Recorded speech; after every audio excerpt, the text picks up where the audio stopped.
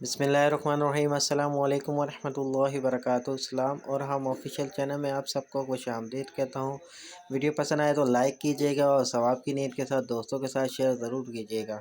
मुंह की बदबू से छुटकारा। क्या आपके मुंह से बदबू से परेशान हैं?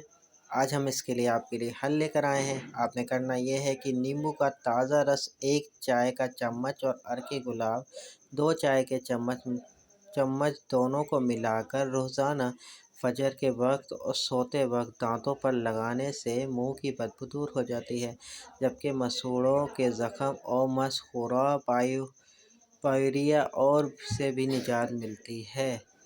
बाज़ औक़ात मुंह की बदबू इस कदर नागौर होती है कि कोई भी शख्स पास खड़ा होना हो तो दूर बात करना भी गवारा नहीं करता।